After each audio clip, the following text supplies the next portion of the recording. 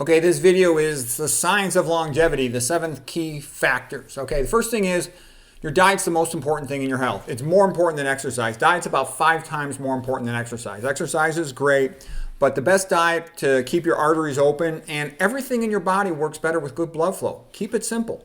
That's what you need to know, okay? By the way, I did a fellowship in vascular imaging guided surgery at Harvard. I've been interested in blood vessels for over 30 years. I'm 61 years old, okay?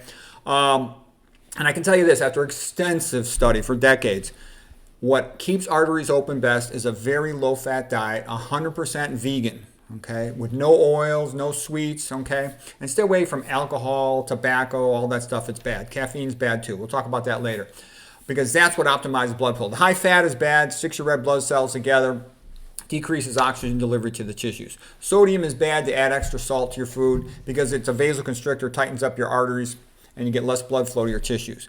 All the good stuff's in plants. Potassium, magnesium, and plant nitrates are all vasodilators. In addition, you have all the fiber. The fiber prevents leaky gut, increased intestinal permeability.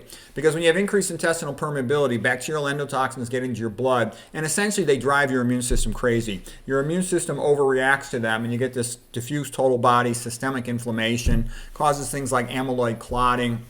It also causes activation of neutrophils with collapse of the arterial lining, glycocalyx it's called, and with netosis, the neutrophils start to release their DNA into the surrounding environment. All kinds of things you don't want. Systemic inflammation. So what's the answer? Low fat, low sodium vegan diet. Okay, and I'll give you a person to look up. Look up Annette Larkins, the most beautiful grandmother in the world. She's 70 years old, okay? She looks better than anybody you'll ever see at 70. She looks like she's 35, okay?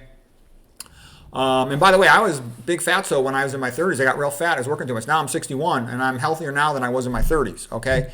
Because I eat this diet, I try to get some exercise. You don't have to join the gym. All you got to do is take little opportunities in your life to get your exercise. When you have a choice of taking the elevator or the stairs, always take the stairs. Elevators are for wimps or for people who are sick, okay? Park far. At the end of the day, when you're going back to your car, walk fast.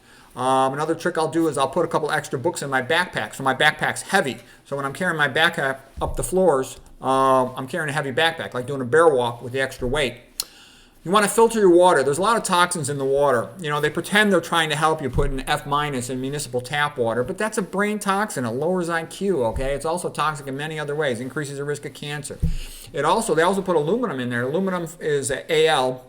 Forms complexes with F-. F- is routinely added to things to help them cross the blood-brain barrier, okay? It makes them less polar such that they cross the blood-brain barrier in higher amounts. Al is a brain toxin. Combined with F- gets into the brain more readily, more likely to cause brain damage, okay? You don't want that in your water. So what you want is a whole house carbon filter to remove all the carbon stuff. Because chlorine, you want it till it gets to your house, but you don't want it when you're drinking it, the chlorine in there. Why is the chlorine in there? To sanitize, to kill stuff. Anything that kills stuff is also bad for us, okay? So between the chlorine and the F- and the aluminum, that's not good. Plus, there's a whole bunch of estrogenic chemicals in there. A woman takes a birth control pill, she voids it into the toilet, and then it goes through municipal water, and they don't remove it. So, you're drinking her birth control pills in your water. Obviously in small amounts, but there's other estrogenic chemicals in where there's the phthalates from the plastics, there's the BPA from the plastic, there's other industrial estrogenics. You don't want them in there. They predispose you to becoming fat, they increase your risk of breast cancer, prostate cancer. You need at least a carbon filter, but it's good to have a reverse osmosis in the kitchen. You want to exercise like I talked about, just work it into your daily routine. You want to get your sleep. Try to get, depending on what's optimal for you, usually about 7 or 8 hours a night. Some people get by with 6.5. Usually the most important thing is going to bed early. We wake up at the same time every night. So you got to just plan your life so you can get into the sack earlier rather than later. Keep the bedroom only for making the 2-back beast and for sleeping, okay? You don't want any electronics in there, no TV in there, nothing. It's only for those 2 purposes. Manage your stress. Probably usually the best way to manage your stress is just avoid negative people, negative things. Some stuff you have to deal with. There's some stress in life. It's a fact of life. But avoid the stuff that you don't have to engage with. Avoid negative people. They don't change. Just avoid them to the extent you can. Also, good to be religious. Religious people are healthier. You just look up, the work of Harold Koenig and others. They just, perhaps they let some of the stress go over to God. They tend to be more optimistic, or they tend to have more together families. Not always, but they tend to have more that way. They're less likely to, get into substance abuse, alcoholism, all that stuff. Have some strong sense of purpose in your life, because if you have a strong sense of purpose in your life, then that makes you more resilient. You can say, okay, yeah, my job's a pain in the ass and I don't like so-and-so or so-and-so, but I must do this because I got to make money to help my kids, pay their college or whatever else. Or I have to, another purpose in your life could be you want to be good at your job. You're a coach. You want to be a good coach, help your athletes. You want to be a good teacher. You want to be a good doctor. Whatever field you do, you can take pride in that. Or you can have a hobby. My hobby is making this YouTube channel, so I try to make it good as best I can. And that energizes me. I'm energetic to come home. I look forward to coming home and making a couple of videos real quick. So having that strong sense of purpose makes you more resilient to the inevitable downsides in life.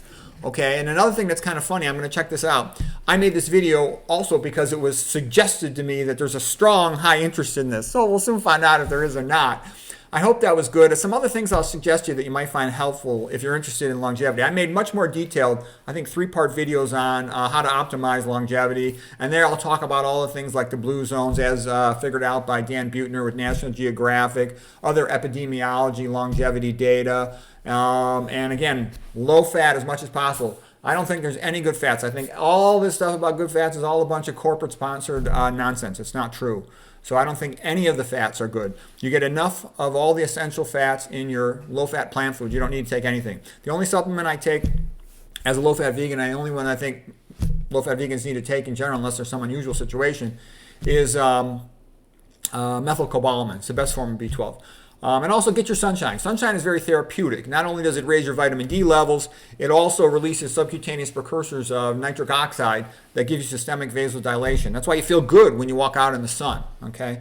And they've also found, back in the old days before all the antibiotics, like at the tuberculosis sanatoriums and stuff, they put the people outside and for other infectious diseases and problems and wound healing, and they get better faster.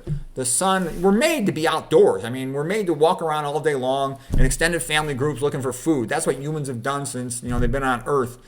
Well, anyways, those are 7 key things for longevity. I hope that was helpful.